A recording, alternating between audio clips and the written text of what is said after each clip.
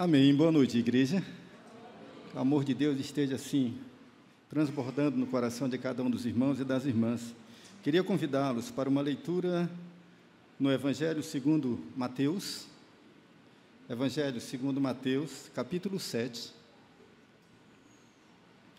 E vamos ler do verso 13 até o 29. Um pouquinho longo, mas necessário.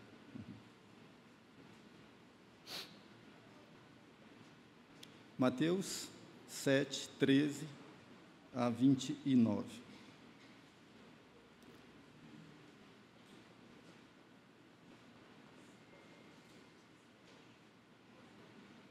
Lindo demais ver a igreja assim, cheia, animados, sorridentes.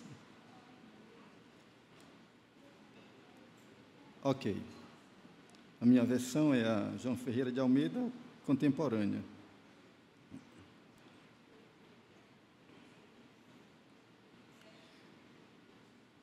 Amém. 7:13. Ela diz assim: Entrai pela porta estreita, porque é larga a porta e espaçoso o caminho que conduz à perdição. E muitos são os que entram por ela. Mas estreita é a porta e apertado o caminho que conduz para a vida, e são poucos os que a encontram. Acautelai-vos, porém, dos falsos profetas, que vêm até vós disfarçados em ovelhas, mas interiormente são lobos devoradores. Pelos seus frutos conhecereis. Por acaso colhem-se uvas dos espinheiros, ou figos dos abrolhos? Do mesmo modo, toda árvore boa produz bons frutos, e toda árvore má produz frutos maus. Não pode a árvore boa produzir maus frutos, nem a árvore má produzir frutos bons. Toda árvore que não dá fruto é cortada e lançada no fogo. Portanto, pelos seus frutos os conhecereis. Nem todo que me diz Senhor, Senhor, entrará no reino dos céus, mas aquele que faz a vontade de meu Pai, que está nos céus. Muitos me dirão naquele dia: Senhor, Senhor, não profetizamos em teu nome, e em teu nome não expulsamos demônios, e em teu nome não fizemos muitos milagres? Então lhes direi abertamente: nunca vos conheci. Apartai-vos de mim, vós que praticais a iniquidade.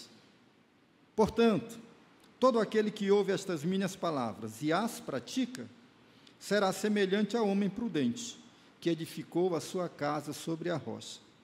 Desceu a chuva, transbordaram os rios, sopraram os ventos e deram contra aquela casa. Contudo, ela não caiu, porque estava edificada sobre a rocha. Aquele que ouve estas minhas palavras e não as cumpre, será semelhante ou comparado ao homem insensato, que edificou a sua casa sobre a areia. Desceu a chuva, transbordaram os rios, sopraram os ventos e deram contra aquela casa, e ela caiu, e foi grande a sua queda. Concluindo Jesus de proferir estas palavras, as multidões se admiraram do seu ensino, porque ele as ensinava como quem tem autoridade, e não como os escribas. Pai santo e amado, a gente, mais uma vez, nesta casa, neste lugar, com estes irmãos e irmãs queridos, nos reunimos para dar a Ti o nosso louvor, que, sinceramente, Pai, acreditamos que Tu ouve. Nos quebramos diante de Ti e oferecemos a Ti também as nossas orações e intenções do coração, mas também refletimos. Queremos também mergulhar no texto bíblico e deixar que ele se faça voz, seja audível ao nosso coração, que a Tua palavra, Senhor Deus, fale ao nosso interior. Nos ajude, porque a gente é incompetente para fazê-lo, somos insuficientes para fazê-lo. Certamente é Tua doce presença que encontra e sabe a chave certa de cada compartimento da nossa alma e é capaz de abrir, inclusive aqueles porões bem trancados, aqueles ferrolhos enferrujados, e quebrar toda a ferrugem e invadir esses espaços, ó Pai, e comunicar vida, e comunicar renovo, e comunicar libertação. Daí, Pai Santo, nos rendemos a Ti, e colocamos-nos diante de Ti. Que este momento seja um momento, Senhor Deus, que o nosso coração esteja aberto, para que Tu fales, Senhor Deus, e a Tua maneira, do Teu jeito, que lhe é peculiar, Tu esteja comunicando vida ao coração de cada um dos Teus filhos e filhas que nessa noite estão aqui, em nome de Jesus. Amém. Amém. Como é de praxe, vou tentar ser breve. Espero conseguir. Todos nós conhecemos esses trechos, essas 3 pequenas perícopes, essas 3 porções da Escritura Sagrada, ela faz parte do nosso dia a dia de crente, né? A gente acostumou com elas, a gente sabe, a gente as tem até decorado esses textos. E quando a gente olha para ele, a gente vê o muito óbvio, né? Porque ele é bem claro. E a gente queria, né, pensar nesse texto na seguinte perspectiva. Se eu fosse dar um nome para esse sermão, eu diria que eu chamaria de as respostas esperadas depois de um importante sermão. O importante sermão não é o meu, tá bom? É o sermão que Mateus, né, coloca aqui como o Sermão do Monte, que o evangelista Mateus, começando no capítulo 5, discorre até o final aqui do capítulo 7, e denomina este sermão, de todos esses ensinos de Jesus, de Sermão no Monte. O que nós temos aqui é a conclusão desse sermão. O que nós temos aqui do verso 13 até o 27, especificamente, né, é Jesus pontuando o final desse sermão. E lógico que, após toda palavra importante, ou todo sermão importante, quer aquele que proferiu o sermão, que as pessoas se posicionem diante daquilo que foi falado, que as pessoas façam escolhas diante do que foi exposto. E é exatamente o que Jesus Cristo está fazendo aqui. Com essas 3 mensagens, Jesus finaliza o seu sermão e aguarda, eu diria até com certa ansiedade, a resposta que cada uma iria dar. Nós estamos, portanto, tomando este final do sermão para pensar em 3 coisas na seguinte perspectiva. Parece-me que, quando essas 3 imagens são aqui colocadas, elas nos permitem, né, pensar que, ao finalizar esse tipo de sermão, se espera uma resposta de cada um de nós. E, ao final dele, é provável que, durante todo o percurso do ensino do sermão, estejam sendo aguçado em nós algumas coisas. E são essas coisas que eu queria tratar aqui. Pelo menos, lógico, seguindo aqui a cronologia do texto, pelo menos 3. Eu diria que esse sermão de Jesus se encerra procurando aguçar o nosso senso de escolha. Repita isso, aguçar o nosso senso de escolha. Aguçar o nosso senso crítico. Repita isso, aguçar o nosso senso crítico. E, por fim, aguçar o nosso senso prático. Vamos repetir? Aguçar o nosso senso prático. Portanto, esse sermão de Jesus, ele nos permite pensar essas seguintes coisas. Porque como é um finalmente, porque como é um ponto final, aguardando de todos os que estão ouvindo uma resposta, penso que a essa altura ele utiliza essas imagens finais aqui, a imagem do caminho e da porta, a imagem do falso profeta e a imagem dos 2 fundamentos como esta cartada final, para aguçar ao máximo aquilo que os seus ouvintes estão ouvindo e dar a resposta pretendida por Jesus Cristo. Quando a gente fala de aguçar o senso de escolha, é porque no verso 13 e 14 ele diz: decidam, optem por entrar por uma porta estreita e por um caminho estreito e também por uma porta apertada. E não optem pelo caminho espaçoso, nem pela porta larga, porque um conduz à vida, mas outro conduz à perdição. Ele está falando de escolha. Ele está aqui nos apertando, Ele está aqui nos pedindo, Ele está aqui exigindo de nós uma resposta, e essa resposta tem a ver como a gente conseguiu aguçar esse nosso senso de escolha, e algumas dicas o texto dá para a gente. Ora, primeira delas, ele está falando de caminho e de porta. Caminho fácil, porém enganoso. Caminho apertado, porém verdadeiro. Caminho difícil, porém caminho de vida. Caminho extremamente agradável, muito bom, mas caminho perigoso, caminho de perdição. E parece-me que essas coisas, de alguma maneira, estão envolvidas em todas as escolhas da nossa vida. E por que a gente erra tanto? Porque o nosso senso de escolha não é devidamente aguçado. E aqui vai algumas dicas para a gente fazer isso, para que a gente tenha a habilidade necessária por desvencilhar-se do caminho fácil, enganoso e perdido, e optar pelo caminho difícil, exigente, mas caminho vital, caminho de vida. Daí, o que deveríamos considerar quando estamos diante de escolhas difíceis, e quando vem para nós uma palavra que me ajuda, que me pede, que me pressiona para tomar decisões necessárias? O primeiro problema é que a gente costuma ver o início e não o fim. A gente vê o agora, o início, o começo. A gente não consegue mensurar o fim, a gente não consegue perceber o fim. Este é o problema do caminho enganoso. É porque ele é espaçoso, ele é bonito, né? Ele é apresentável, ele não impõe condições. E a gente, às vezes, é seduzido pelos inícios, sem ponderar os fins.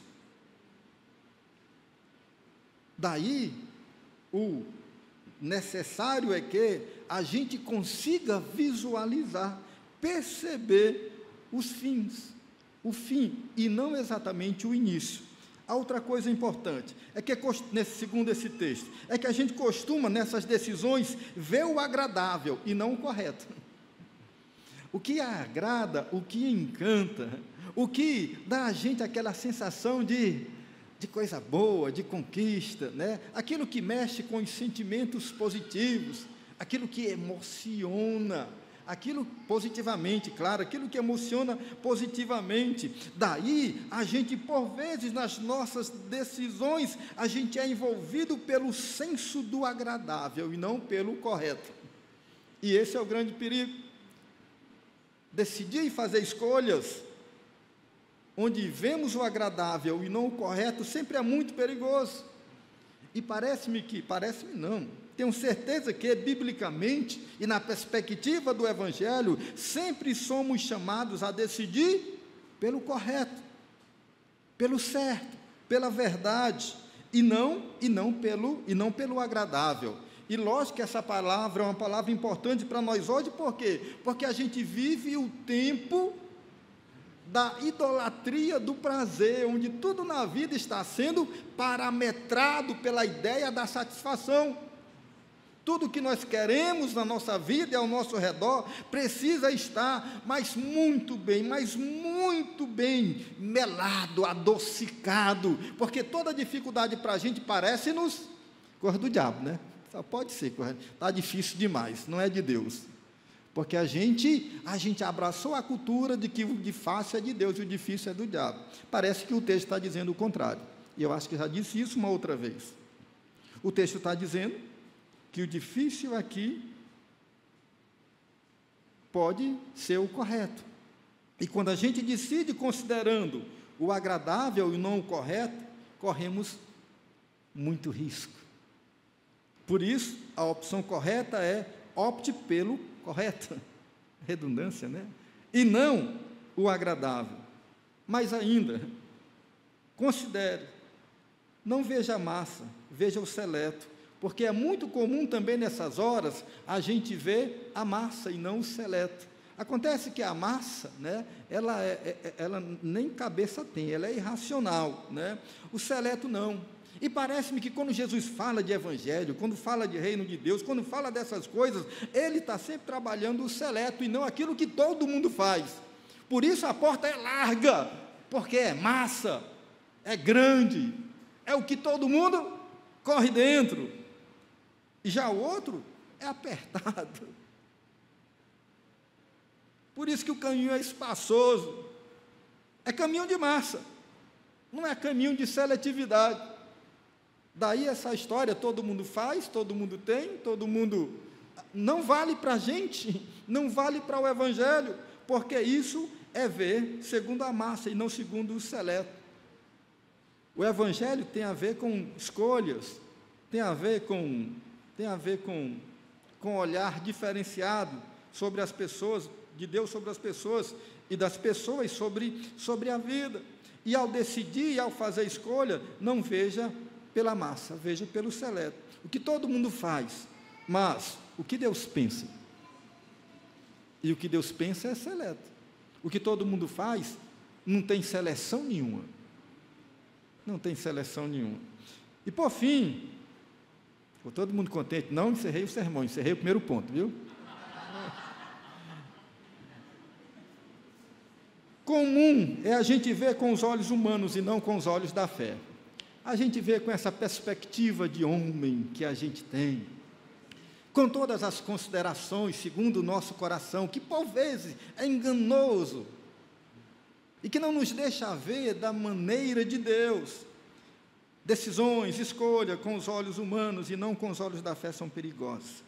E parece-me que Jesus, ao encerrar esse sermão, ele está assim desejando que que nós aguçemos o nosso senso de escolha, considerando esses parâmetros que eu falei aqui, porque ao fazer isso, a gente vai ter condições de entrar pela porta estreita, de prosseguir pelo caminho apertado, de ser capaz de dizer não, né? A porta larga e espaçosa e o caminho igualmente largo e espaçoso. No entanto, é esse o caminho que Deus quer que a gente caminhe, que a gente escolha. Só que às vezes não temos esse critério de seleção. Quero também já adiantar que a gente está aplicando isso aqui para tudo na vida, mas especificamente as questões da fé, as questões da espiritualidade. Amém?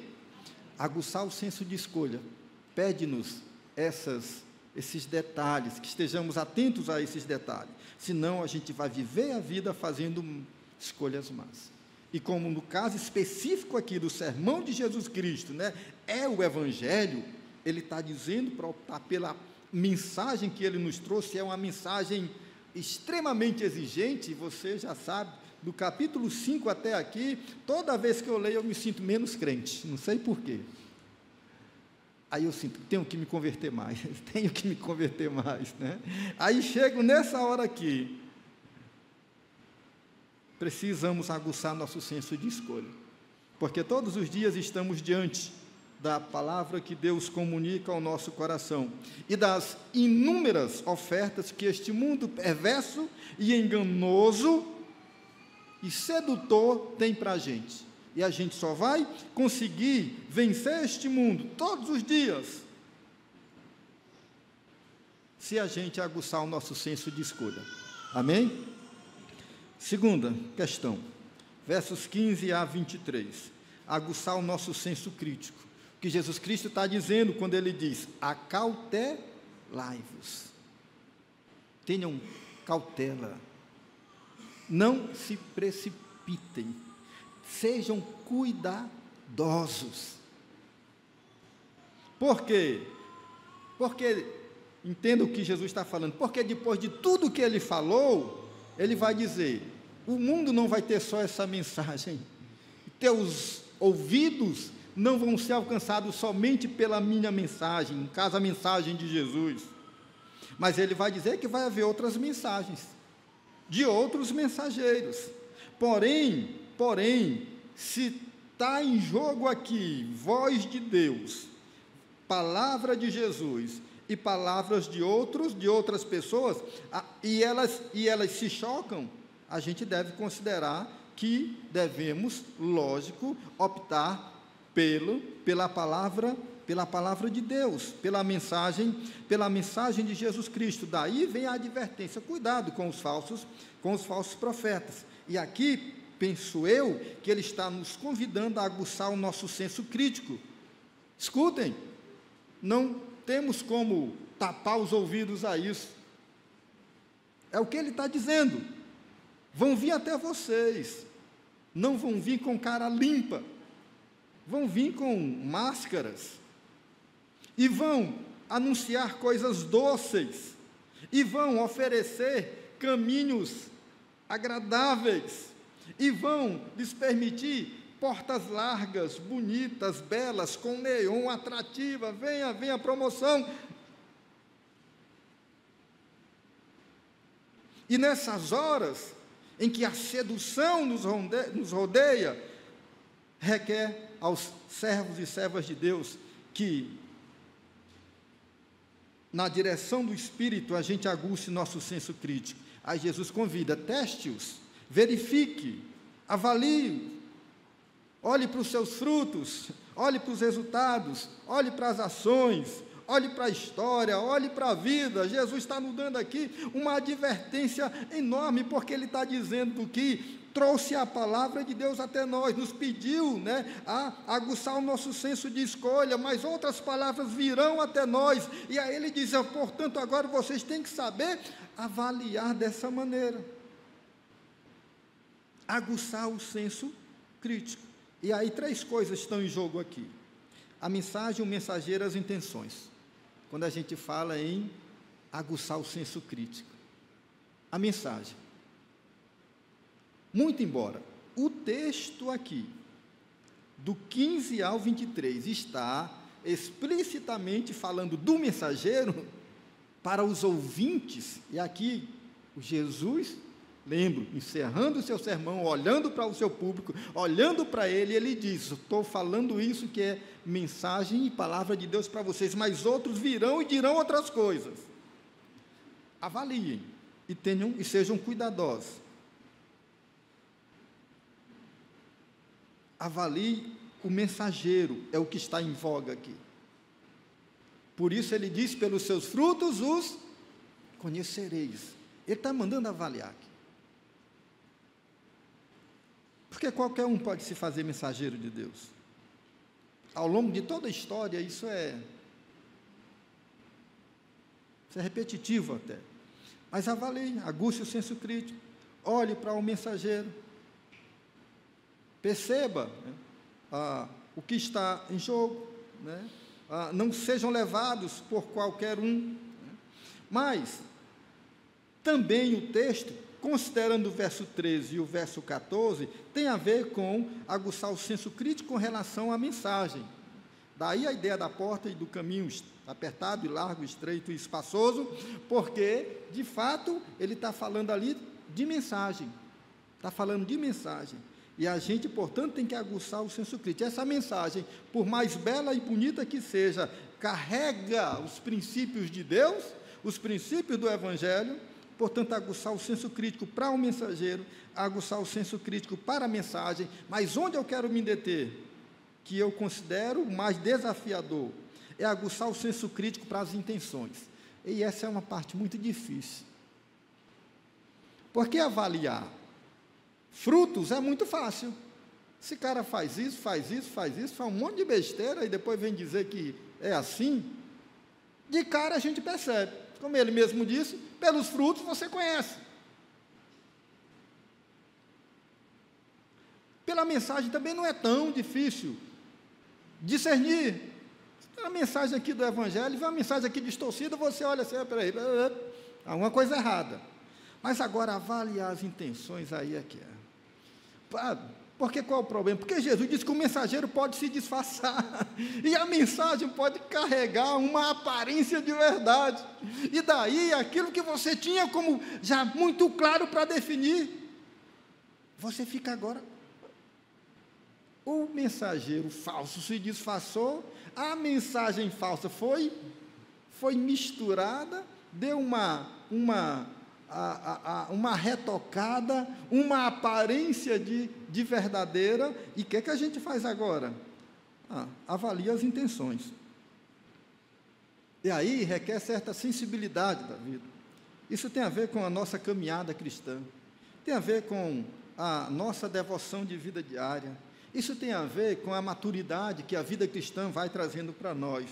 E eu diria que, algumas vezes, né, a gente pode pensar nas intenções por trás das palavras e das ações, considerar algumas coisas que são importantes para que a gente não maltrate quem não precisa ser maltratado. Porque também, vamos admitir, por muito tempo, a gente acabou jogando fora muita coisa boa, porque a gente viu só a aparência e já deduziu que estava errado e pronto. Não era isso? Olha aí, isso não tem cara de pregador, isso não tem cara de pastor, isso aí deve ser, né? E aí a gente correu o risco. Bom, algumas vezes avaliar isso requer e pensar que por trás das palavras e dos pregadores, você pode ter o imaturo, que falou coisas e que disse coisas e que fez coisas, não porque de fato o coração era maldoso para isso, mas pela imaturidade. Pela imaturidade. E quem de nós já não fez isso na vida, né? Meu Deus, tem algumas mensagens minhas do começo que eu escondo, né? Não quero acreditar que um dia eu fiz isso, né?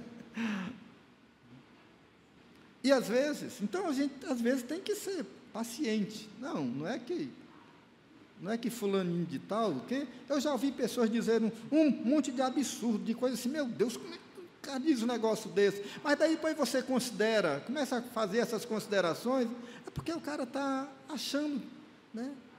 Achando que está certo. E depois você tem aqueles que são adoecidos. Eles também não são maus, não, só estão doentes. De alguma maneira, tudo que eles ouviram sobre fé, sobre evangelho, sobre verdade, sobre igreja, sobre Deus, sobre religião, veio muito distorcido. Mas ele, né, meio que inocentemente vai abarcando essas coisas.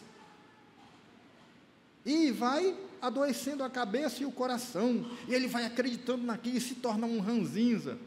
Meu Deus, eu já mandei tanta gente para o inferno em nome desse adoecimento, porque alguém me fez acreditar que o que eles disseram era verdade, em nome do Evangelho, e eu acreditei, né? E fiquei doentão, e falava isso para as pessoas, e julgava elas, e mandava elas para o inferno, até eu entender que eu estava adoecido, que aquilo que eu ouvi me adoeceu na caminhada, e me trouxe uma mente, sabe, uma mente assim meio estranha ao Evangelho. E o pior, muito bem disfarçado, porque vinha em nome de Deus. Ele, lógico, mas você também tem de fato aqui o enganador, que aqui, né, Jesus está pontuando muito praticamente aquele que de fato, né, ele quer enganar. E esse é o mais perigoso de todo, porque ele é o que usa mais disfarçatez, né? Sabe? É o mais versado. Ele tem domínio. Isso é incrível. E esses idiotas aparecem o tempo todo, sabe? Por aí. E enganam as pessoas. Porque as pessoas acabam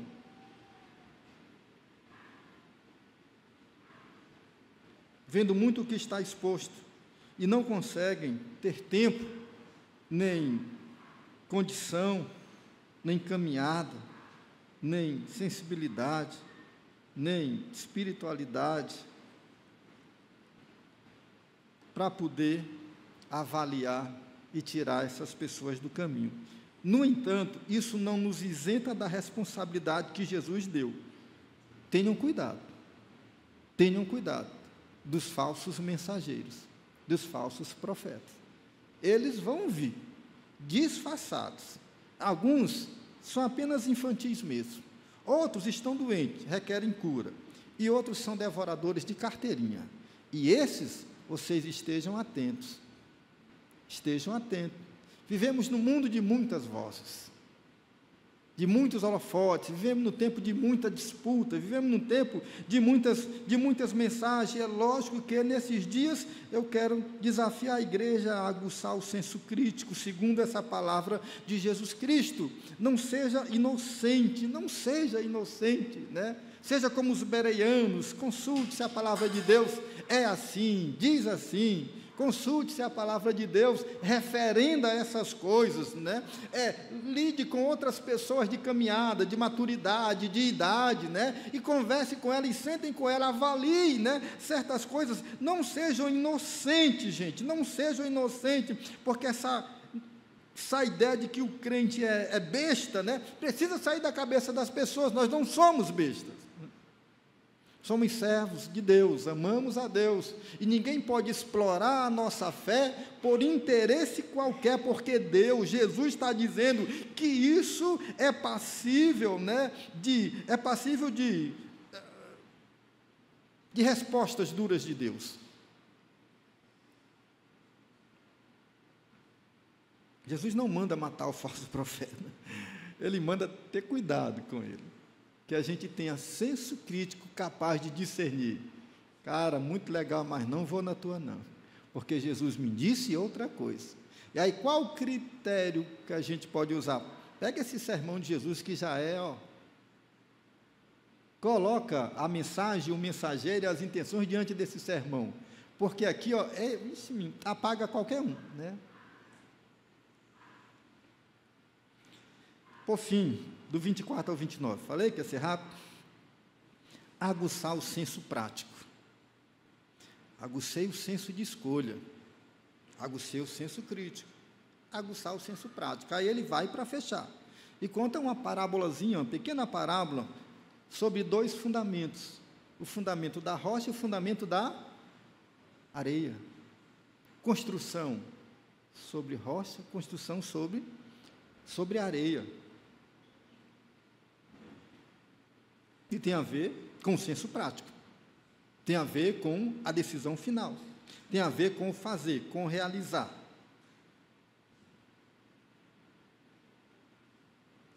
Tem a ver com a vida e tudo que a gente faz nela, que é o objetivo final da palavra de Deus.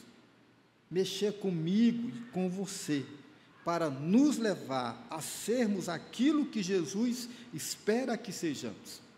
Aquele a quem Ele teve tempo, né, cuidado, zelo, carinho, atenção, fez um investimento precioso na nossa vida, e que espera que, ao final disso, a gente, de fato, viva para Ele. E viva conforme Ele quer. E viva a vida para o seu louvor. Aguçar o senso prático pede de nós, a parábola nos permite isso, né? Primeiro, a avaliação. Aí ele coloca uma casa sobre a areia e uma casa sobre a rocha. Qual é que vai ter mais certeza de segurança? Sobre a rocha. Então, quando ele coloca os dois exemplos, ele está mandando avaliar. O Amon fala uma coisa assim, até legal, né, sobre a questão da rocha. Não é que você encontrou a rocha e fez em cima, né, se fôssemos pensar. Mas tem a ver com a disposição, né, e a perseverança, e a dedicação, e o esforço de você cavar a areia, tirar a areia até bater na rocha. Aqui é firme, aqui eu posso fazer. E isso não é trabalho simples, fácil, é trabalho duro. É trabalho duro. É dedicação mesmo. Portanto, é nesse lugar que a gente deve edificar a casa da nossa vida espiritual, da nossa vida de fé. Daí, essa avaliação entre os dois sempre deve ser feita. Logo após isso, a decisão. Entendi, é isso que Deus quer. Ele está dizendo para mim que isso vai dar mal, mas se eu fizer dessa maneira, minha casa vai ser firme. E quando vir um vento, a tempestade, quando a gente for açoitado, né, a gente não vai cair, vai permanecer de fé, porque estamos edificados sobre a rocha. Decide-se, e por fim, aplica-se.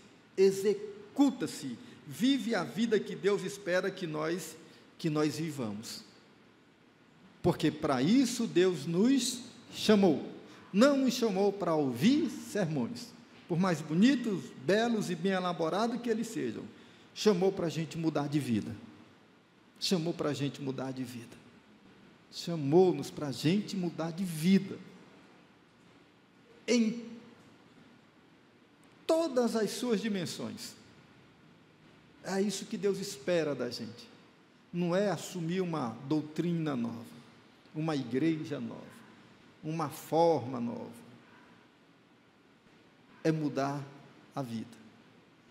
Foi para isso que Jesus ensinou, falou, proclamou o seu evangelho, para nos levar a uma mudança de vida. Vida vivida agora sob a bandeira do evangelho, sob os ensinos de Jesus, sobre a direção de Deus, sobre a inspiração do Espírito, sobre o ensino das Escrituras, vida nova, que nos leva a fazer diferença neste mundo, não sermos levados por tudo o que este mundo maluco e perverso, como já disse, tem levado as pessoas a serem, a fazerem. Cada dia mais eu fico horrorizado com a condição humana. Não acreditaria que o homem caminhasse para onde está caminhando. A educação, a elegância, o bom trato, a fraternidade, está tudo indo embora.